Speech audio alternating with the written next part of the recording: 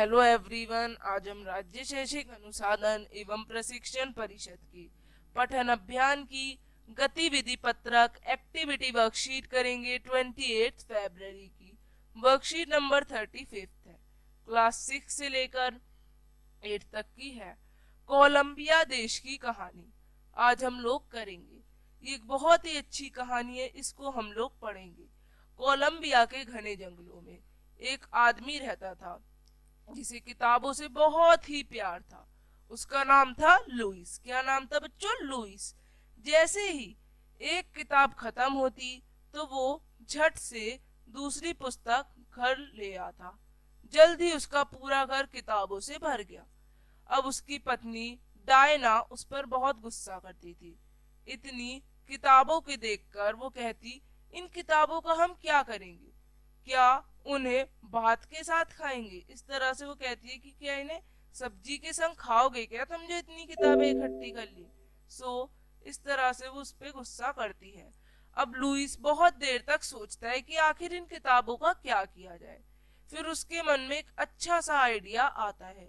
मैं इन किताबों को पहाड़ियों के उस पार उन लोगों के लिए ले जाऊंगा जिनके पास कोई किताब नहीं है, यानी गरीब बच्चों को।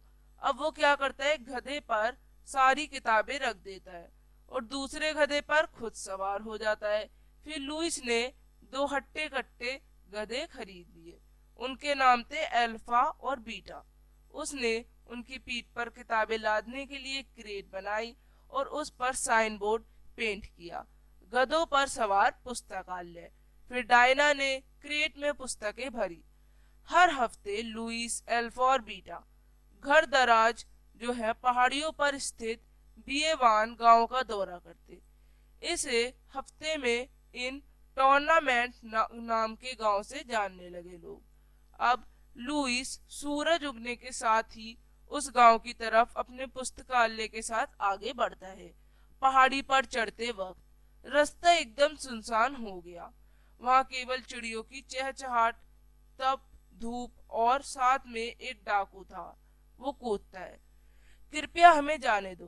लुइस प्रार्थना करता है। तभी जब डाकू आ जाते हैं, बच्चे हमारा इंतजार कर रहे होंगे। इस तरह से किताबें देखकर डाकू का पारा चढ़ गया, यानी उसे गुस्सा आ जाता है। वह एक किताब रखकर घुर्रा कर बोला, याद करो अगली बार मुझे चांदी चाहिए, मुझे चांदी दो। फिर चलता फिरता पुस्तकालय आगे बढ़ा। पहाड़ियों का पा था, वहां पे उनको पार किया और फिर आखिर में लुइस को नीचे घर दिखाई दिए। इल टॉर्मेंटो ने बच्चों के लिए कुछ किताबें थी जिसको देखकर बच्चे दौड़ पड़े। आज मैं तुम्हारे लिए एक अनूठा उपाय लेकर आया हूँ, उसने बच्चों से कहा। अब क्या होता है, आज मैं तुम्हारे लिए एक अनूठा उपाय लाऊं, जैसे ही वो ऐसा कहता है, किताबों के ढेर के पीछे से लुइस ने मुखौटों का एक बंडल निकाला। मुखेटे छोटे जानवरों के थे। तुम अपने अपने मुखौटों को पहनो और फिर मैं तुम्हें जानवरों की एक कहानी सुनाऊंगा। इस तरह से वो बच्चों को कहानियां सुनाता है। उसके बाद सभी लुइस से अलविदा कहते हैं और बच्चे किताबों को अपने कलेजे से चिपकाए रहते हैं। लुइस, अल्फा और बीटा पहाड़ियों को लांघते हुए तथा तमाम जंगल और नालों को पार करते जाते हैं। घर पहुंचकर लुइस ने अपने भूखे गधों को चारा दिया और डायना ने अपने भूखे पति को खाना दिया। जल्दी सोने की बजाय लुइस ने एक किताब उठाई और उसे देर रात तक पढ़ा। और कहीं दूर दराज एक पहाड़ी पर भी रात बहुत देर तक मोमबत्तियां और लालटेनें जलती रहीं, जिनमें क्या था, जिनको बच्चे पढ़ रहे थे। डाकू भी किताबों को सीने से चिपकाए औंधा पड़ा था, यानी डाकू भी किताबों को पढ़ रहा था, बच्चे भी। अब इस कहानी में सबसे अच्छा पात्र कौन सा था? तो सभी को एक ही पात्र अच्छा लगा होगा, लुइस।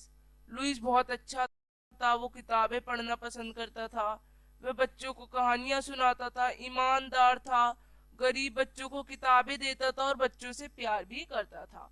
दूसरा, आपके मित्र ने आपको कौन सी कहानी पढ़ने की सलाह दी है? तो सबके मित्रों ने अलग अलग कहानियां पढ़ने की सलाह दी होंगी।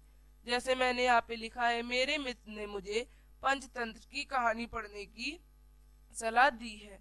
इससे ये इसलिए दी गई हैं क्योंकि इसकी कहानियां मजेदार है, इसकी सीख बहुत अच्छी है, ये हमें नैतिक शिक्षा भी सिखाते हैं। तीसरे प्रश्न में आपको एक रोल प्ले करना है कहानी को सुनाते हुए। ये कार्य आपको स्कूल में करना है अपने टीचर के अंडर। तो आप ये कार्य स्कूल में करेंगे अपने टीचर के साथ। यहाँ पे वर्कशीट खत्म होती है। अब हम मिलेंगे आगे की वर्कशीट्स के संग। तब तक के लिए बाय एवरीवन। चैनल को लाइक, सब्सक्राइब एंड शेयर।